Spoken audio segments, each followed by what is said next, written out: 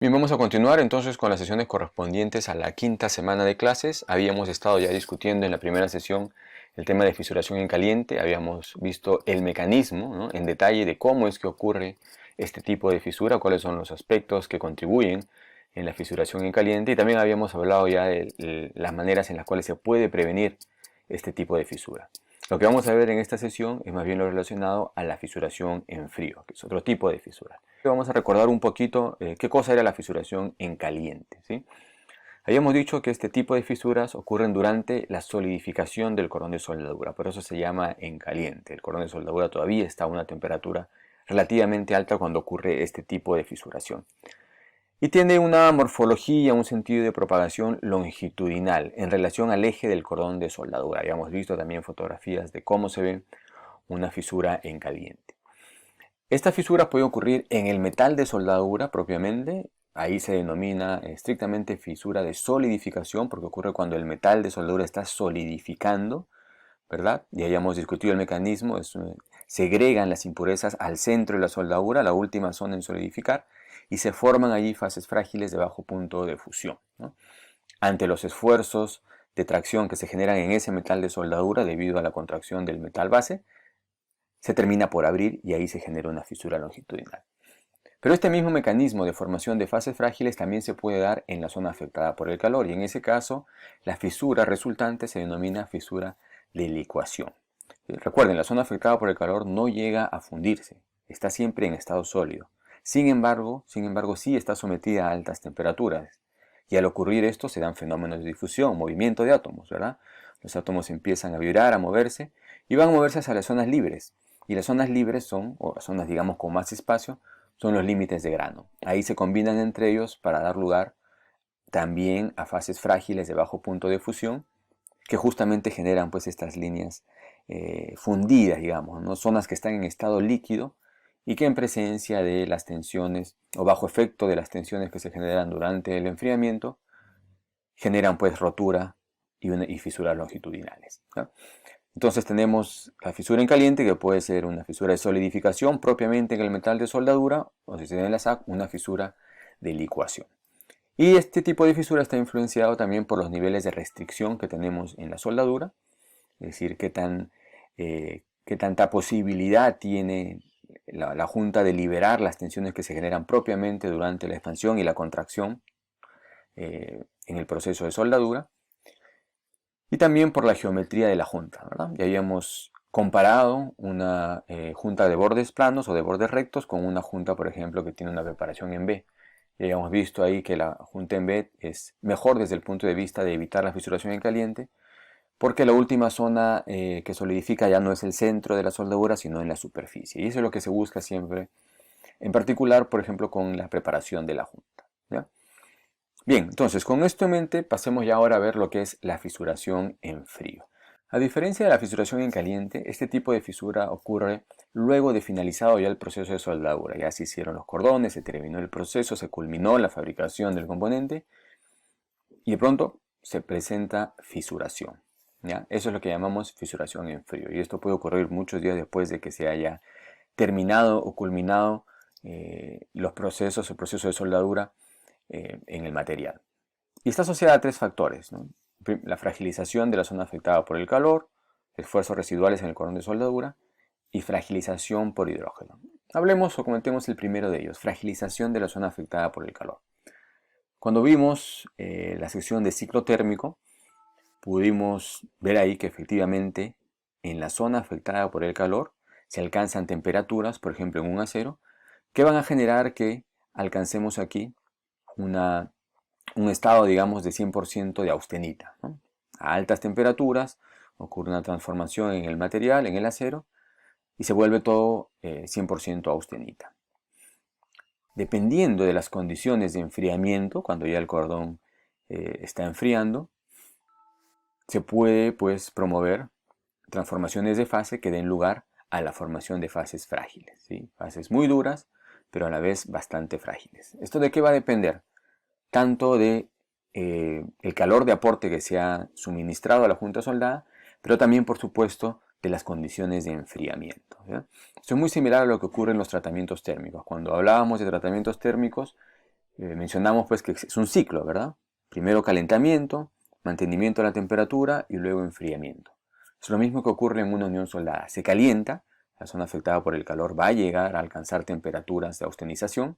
Todo esto ocurre en estado sólido. En la zona afectada por el calor, recuerden, no se llega a fundir, ¿no?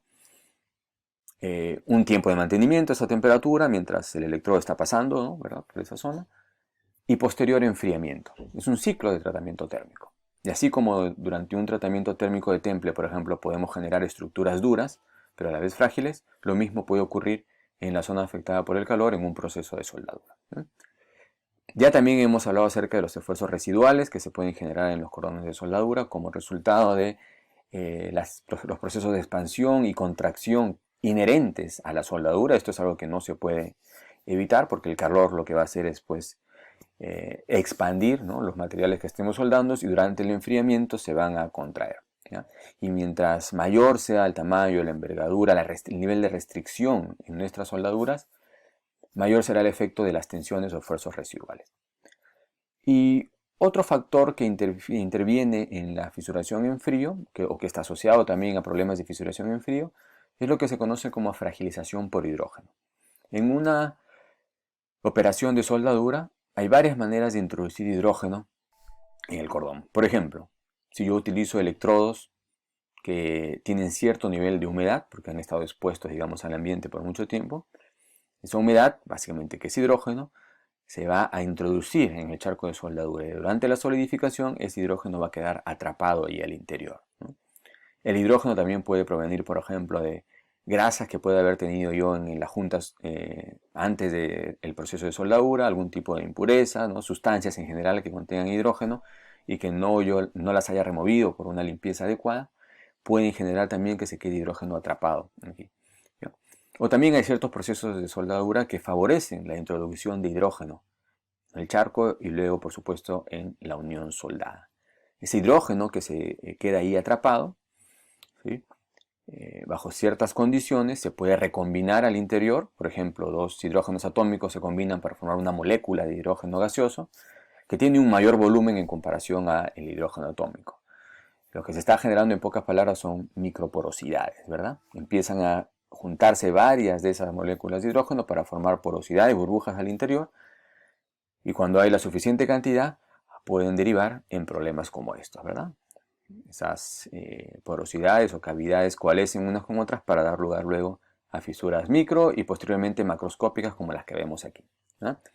Y esto ocurre luego que ya ha finalizado el proceso de soldadura. Por eso mencionamos que la fragilización por hidrógeno está asociada, o mejor dicho, la fisuración en frío puede estar asociada también a procesos de fragilización por hidrógeno. La fisura que se genera en frío se puede propagar ya sea atravesando los granos, es decir, de manera transgranular, ¿no?, los granos de la zona afectada por el calor, los granos propios de solidificación del metal de soldadura, los granos hasta llegar también al metal base, o se puede propagar a través de los límites de grano. Eso va a depender, ¿no? Por ejemplo, si el hidrógeno precipita en los límites de grano, esa va a ser una zona débil y por ahí va a tender a propagarse la fisura. Entonces, en ese caso tendremos una fisuración en frío que se está propagando de manera intergranular, ¿ya? Y para entender un poco la magnitud de lo que puede llegar a generar un problema de fisuración en frío en uniones soldadas, les quiero presentar este caso de los barcos Liberty, que ya lo hemos visto anteriormente, probablemente en el curso de Ingeniería de Materiales 1, lo han visto cuando han conversado acerca de fractura dúctil frágil, o también cuando se ha visto el tema de transición dúctil frágil, ensayos de impacto, ¿no? Es un caso que se utiliza mucho en los cursos de Ingeniería de Materiales porque es un caso emblemático. A partir de aquí se empezó a generar un estudio ya sistemático propiamente de lo que era la mecánica de la fractura en uniones soldadas, ¿no? Estudiar la tenacidad de la fractura de un cordón de soldadura, cómo se comportan las uniones soldadas frente a un ciclo térmico. Ese tipo de cosas resultaron justamente de hechos como el que vemos ahí en la pantalla, ¿sí? Fíjense, estos barcos corresponden a la Segunda Guerra Mundial.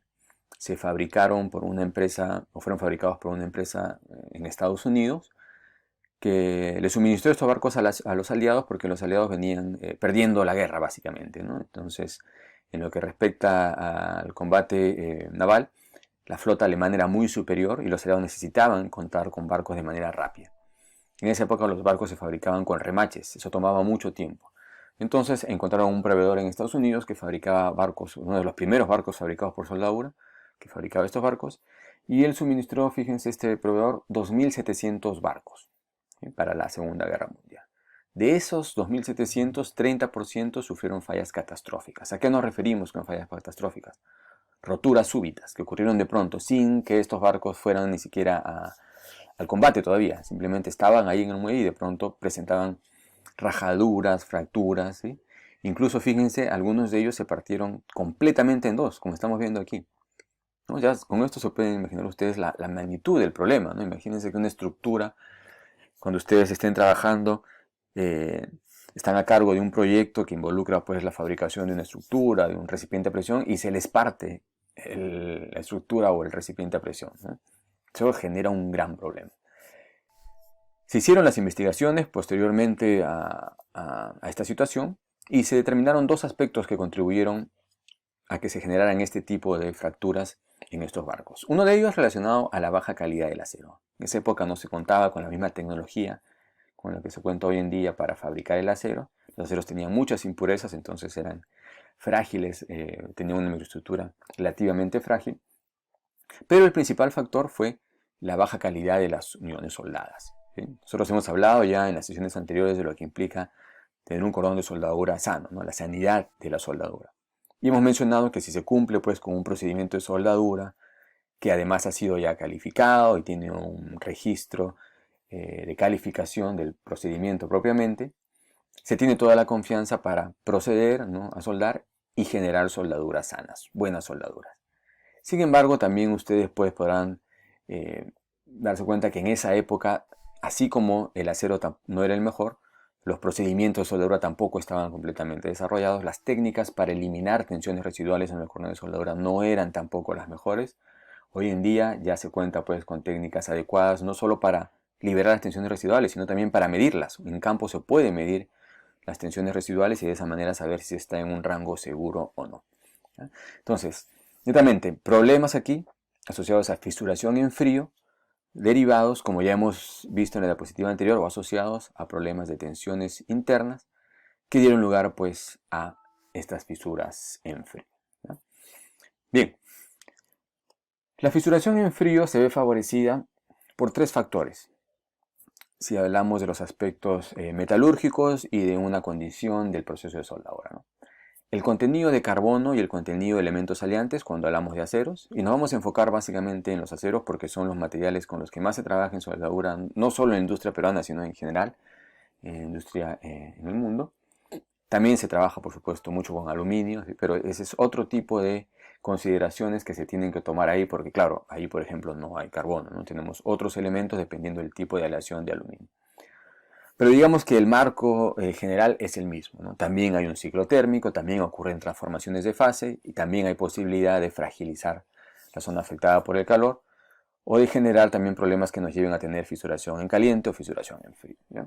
Pero enfocándonos en el caso de los aceros. El contenido de carbono es un factor que es decisivo en la susceptibilidad a la fisuración en frío, al igual que los porcentajes de elementos salientes que tiene el acero.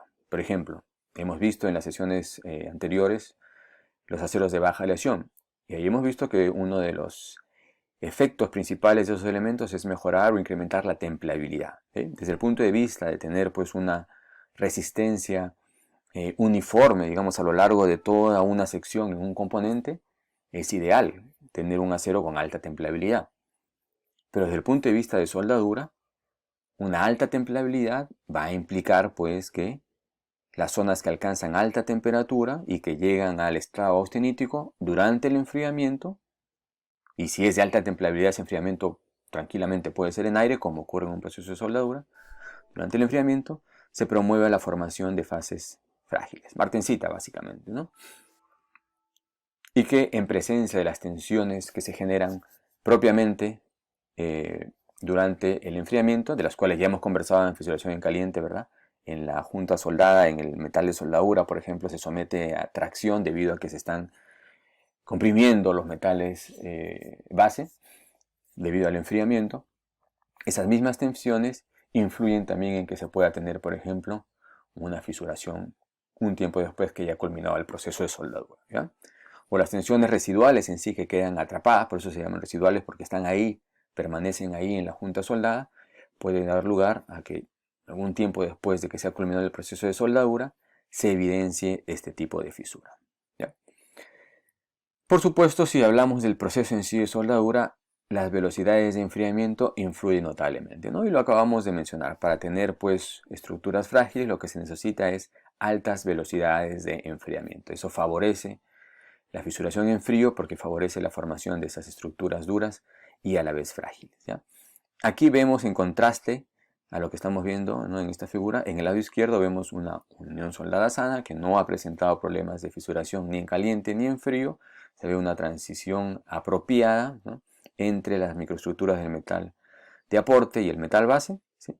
Con una continuidad metalúrgica y una unión sin ningún problema, ¿ya? Pero se pueden dar situaciones en las que se tiene este tipo de fisura, por ejemplo, ¿no? Fragilización en la SAC, en presencia de tensiones residuales, se puede generar esto. Esto es justamente la fisuración en frío.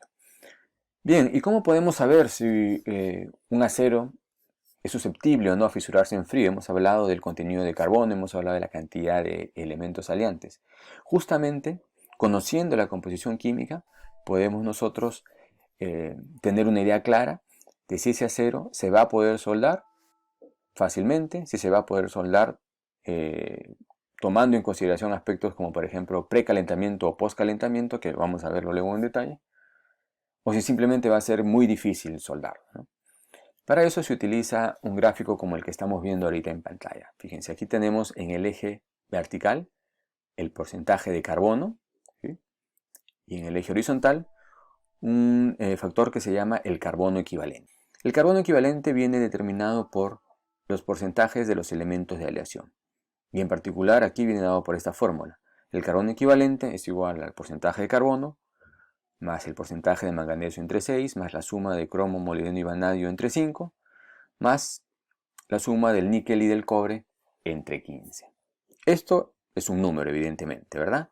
El porcentaje de carbono también es un número. Si yo conozco el porcentaje de carbono de mi acero y el carbono equivalente, y para eso lo único que tengo que hacer es un análisis químico de mi acero, un ensayo de la chispa, por ejemplo, puedo determinar en qué zona, ¿no? En función de la intersección de esos dos números, en qué zona se encuentra mi acero. ¿Y a qué corresponde cada una de estas zonas que se han denominado como zona 1, zona 2 y zona 3?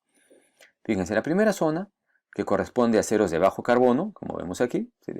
Por debajo de 0.1 en promedio, digamos, vamos a tener buena soldabilidad. Los aceros de bajo carbono normalmente son de muy buena soldabilidad.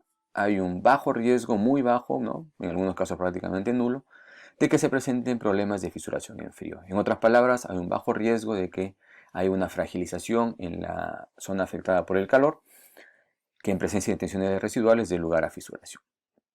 Bien. ¿Qué pasa si nuestro acero cae, la intersección de los números, en esta zona, en la zona 2? Ahí habrá que tomar precauciones para evitar la formación de estructuras frágiles, entre ellas el precalentamiento, por ejemplo, de la cual vamos a hablar más adelante, ¿sí? Y si cae, por ejemplo, ya en esta zona, en la zona 3, ¿sí? Y mientras mayor sea el porcentaje de carbono y mayor sea el carbono equivalente, vamos a estar todavía acá pues completamente ya en la zona 3, ahí sí vamos a tener baja soldabilidad, ¿sí? Hay muchas posibilidades ahí de formar estructuras frágiles, nuevamente esto asociado al contenido de elementos aliantes y el contenido de carbono. Ambos factores, como ya sabemos por el capítulo de aceros de baja aleación, incrementan la templabilidad. Mientras mayor es la cantidad de carbono, además mayor es la dureza máxima de la martensita. Eso, por supuesto, va a generar mayores posibilidades de formar estructuras frágiles, ¿ya? Entonces, por supuesto, habrán ciertos materiales que simplemente son imposibles de soldar debido a la cantidad de carbono y la cantidad de carbono equivalente, ¿ya? Sin embargo, como ya lo hemos conversado en la semana anterior, se proponen procedimientos de soldadura, ¿no? Los ingenieros de soldadura analizan estos factores, composición química, procesos de soldadura con los que se cuentan, diseñan tipos de juntas, secuencias, ¿no? De los pases de soldadura, para poder proponer procedimientos. Estos procedimientos pasan por un proceso de calificación y si se cumplen con los requerimientos de los códigos, entonces se utilizan. Entonces, por ejemplo, ¿no? Si tenemos un porcentaje de carbono de 0.15, ahí está, 0.15 de carbono y un contenido de elementos aleantes que da como resultado un carbono equivalente de 0.37, vamos a encontrar que nuestra cero está en la zona 2. Entonces, esto nos está diciendo que hay que tomar precauciones justamente para evitar la formación de estructuras frágiles, ¿verdad? Y mientras más desplazado esté hacia arriba este punto, debido a que, por ejemplo, aceros de alto carbono, mayor serán las precauciones que deberíamos tomar para evitar, pues, generar fisuración en frío, ¿ya? Bien, así como podemos utilizar este gráfico para estimar la susceptibilidad a la fisuración en frío de los aceros, también podemos utilizar otro parámetro, que es la máxima dureza que se puede alcanzar en la zona afectada por el calor. Y la máxima dureza teórica. Recuerden, HAZ es Heat Affected Zone en inglés, ¿sí? Y en este caso se utiliza pues esta fórmula que nos dice que la máxima dureza en la SAC en unidades Vickers es igual a 1200 multiplicado por el carbono equivalente menos 200. Si conozco la composición química, entonces conozco el carbono equivalente, ya que viene dado por esta fórmula, al igual que en el caso anterior. Utilizamos la fórmula de máxima dureza en la zona afectada por el calor y podemos determinar ese valor, ¿verdad? ¿Qué nos dice este criterio de máxima dureza en la SAC? Si tenemos menos de 280 Vickers, eso es un equivalente a tener menos de 30% de martensita en la microestructura, no hay riesgo de fisuración. Está todo ok. Perfecto. Si tenemos entre 280 y 350 Vickers, ¿no?, como máximo valor de dureza en la SAC determinado nuevamente por la composición química con esta fórmula, eso equivale más o menos a 30-50% de martensita, el riesgo todavía es bajo. Pero cuando ya empezamos a tener valores más altos de dureza en la zona afectada por el calor, evidentemente mayor dureza, ya empezamos a tener pues mayor fragilidad también en la microestructura. Cuando están entre 350 a 450 Vickers, eso implica tener más de 50% de martensita, entonces ahí ya tenemos un riesgo alto de fisuración. Y más aún cuando ya la dureza es bastante elevada, es decir, aquellos aceros en los cuales se puede llegar a tener valores de dureza muy altos, que involucren pues más del 70% de martensita en la SAC, entonces ahí tendremos ya un riesgo de fisurar demasiado alto, ¿ya? En ese caso se tienen que también tomar las precauciones que se indican, por ejemplo, si es que nuestro cero cae en la zona 2, en el diagrama que habíamos visto en la diapositiva anterior, ¿ya? Bien, entonces hemos visto esos dos factores que contribuyen a la fisuración en frío, que son el porcentaje de carbono y el carbono equivalente, y habíamos mencionado que hay uno más, ¿verdad? La velocidad de enfriamiento. Y esto tiene que ver también con el calor de aporte, fíjense. En este gráfico estamos viendo la distribución de temperatura en función del tiempo para dos situaciones, ¿sí? Estamos, por ejemplo, soldando una junta de la misma geometría, todo igual.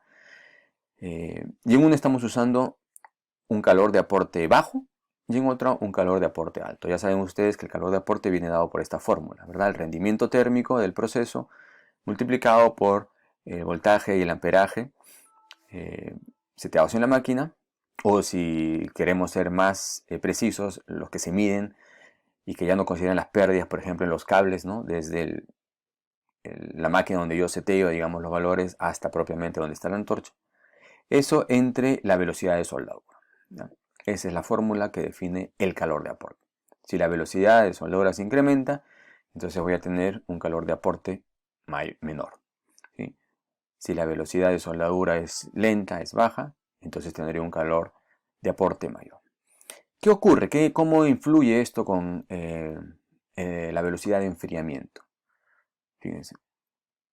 Vamos a ver aquí de manera esquemática, de manera representativa, ¿sí?, utilizando estos gráficos de simulación por elementos finitos, la distribución de temperatura para un punto en particular en el material cuando lo estoy soldando, ¿no? Entonces, por ejemplo, vamos a analizar este punto que viene aquí o que está dado con ese círculo en color blanco en un tiempo cero, cuando el electrodo de soldadura está aproximándose a ese punto, ¿sí? Para el tiempo cero tendremos entonces prácticamente una temperatura baja, ¿sí? Todavía no ha llegado el calor del frente de soldadura, mucho menos todavía no ha llegado a fundirse.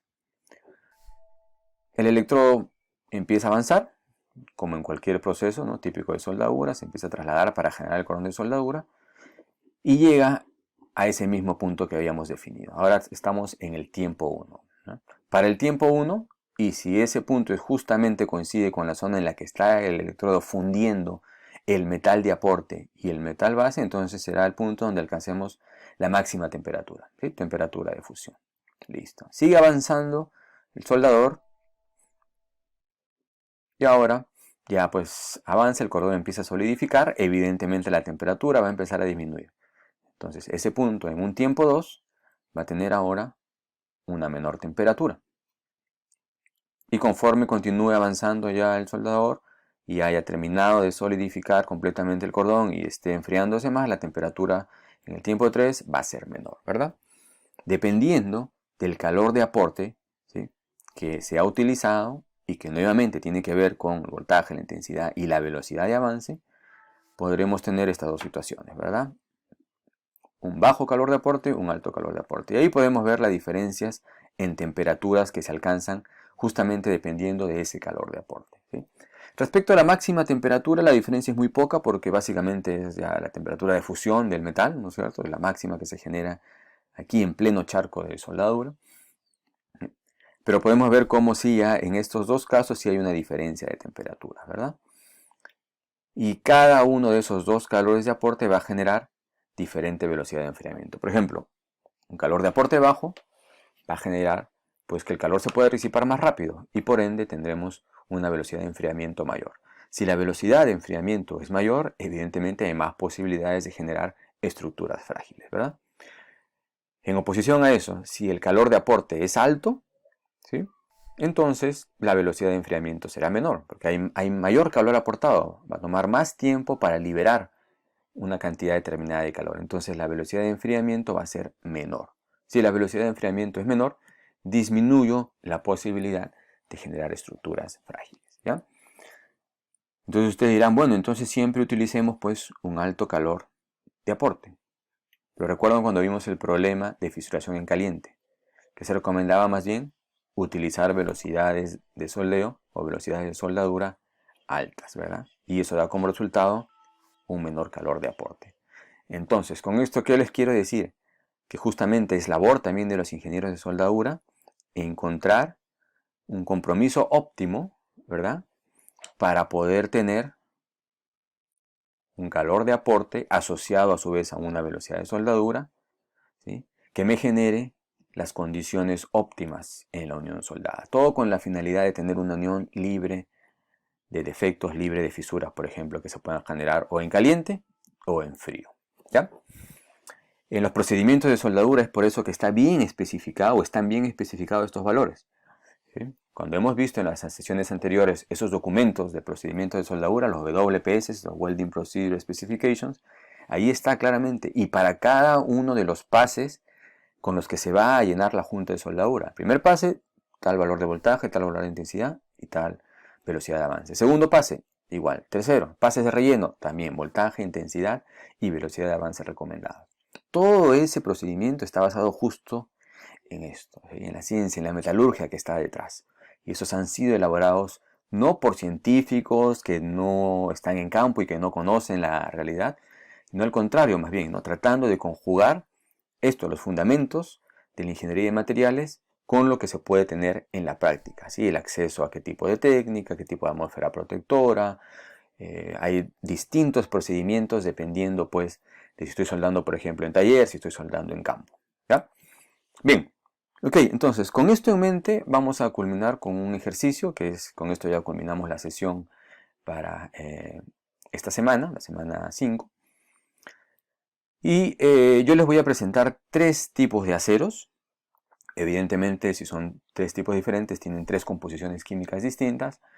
Y lo que quiero que hagan para cada uno de ellos, en función de lo que acabamos de ver en esta clase, es que determinen la susceptibilidad a la fisuración en frío utilizando el gráfico que acabamos de ver, carbono versus carbono equivalente, zona 1, zona 2, zona 3, es decir, determinen en qué zona está el acero, que además, utilizando el otro criterio para ver la susceptibilidad a la fisuración en frío, calculen la máxima dureza en la SAC. Hay una fórmula con la cual se puede calcular esto, lo acabamos de discutir, que está también en función de la composición química, y que comenten entre ustedes sus resultados, ¿ya? Porque esto va a ser lo primero que vamos a hacer en la siguiente sesión telepresencial. Así como en una de las sesiones presentaron sus compañeros, no al azar, 4, sus diapositivas de los aceros 4140 y 4340, ahora también escogeremos 4 al azar para que nos comenten un poco los resultados justamente de utilizar tanto la gráfica como el criterio de máxima dureza en la SAC para determinar la susceptibilidad a la fisuración en frío de los aceros. ¿Y cuáles son esos 3 aceros? El primero con el que van a trabajar es el más simple que hay, es el acero ASTM A36, es el acero estructural que se utiliza en todas las construcciones. Allí yo les estoy dando la composición química, ¿sí? Vamos a utilizar los valores máximos, ¿ya? Cuando vean el rango utilicen el valor máximo para poder evidenciar en mayor medida justamente esa susceptibilidad a la fisuración. Ya saben ustedes, con la composición química se puede determinar el carbono equivalente y utilizando la gráfica pueden determinar en qué zona está. A su vez, con la composición química determinan el carbono equivalente y ese número se mete en la fórmula de máxima dureza en la SAC y dependiendo de ese valor también podemos saber cuál es el nivel de susceptibilidad a la fisuración en frío del ácido. Entonces, primero A36. Segundo acero, el API 5LX60, que es uno de los comunes que se utiliza para todo lo que son oleoductos, por ejemplo, ¿no? Entonces, habíamos ya también hablado de esto, cómo se fabrica un oleoducto, un gasoducto. Es una línea de tuberías que se unen por soldadura. Aquí vemos justamente, fíjense, los cordones de soldadura, ¿no? Y lo que quiero que hagan es lo mismo, determinen la susceptibilidad a la fisuración de este material, que además tiene sus equivalencias en ASTM, como vemos aquí, en función de la composición química, ¿sí? El código API 1104, por ejemplo, que lo vimos o se los presenté yo en la semana anterior, es el que justamente define la soldadura de tuberías e instalaciones relacionadas, ¿ya? Y por último, van a hacer lo mismo con el acero IC 4130. Ya esa designación más o menos la conocen, ustedes han trabajado con el 4140 y con el 4340, ya tienen una idea entonces con eso de qué tipo de acero estamos hablando aquí. Estos son muy utilizados, por ejemplo, en reducciones, justamente para tuberías también. Reducciones me refiero, es una transición, ¿no? Por este lado tenemos un diámetro y aquí, como pueden ver ustedes, un diámetro menor. Entonces es una reducción para una línea de tuberías. Pasamos de una tubería de un diámetro mayor a un diámetro menor. Estos son fabricados con aceros IC 4130, cuya composición la pueden ver aquí. Y también les voy a pedir que utilicen los valores máximos, ¿ya?, de elementos aliantes para que puedan calcular su carbono equivalente y en función de eso estimar la susceptibilidad a la fisuración en frío con la fórmula y el gráfico que hemos visto. Entonces eso es lo que tienen que hacer en esta sesión. Y lo primero que vamos a ver en nuestra siguiente sesión telepresencial es justamente discutir estos resultados y vamos a tomar esos mismos resultados para trabajar una actividad que vamos a hacer en esa clase. Listo, entonces con esto se ponen ya a trabajar inmediatamente y nos vemos en la siguiente sesión.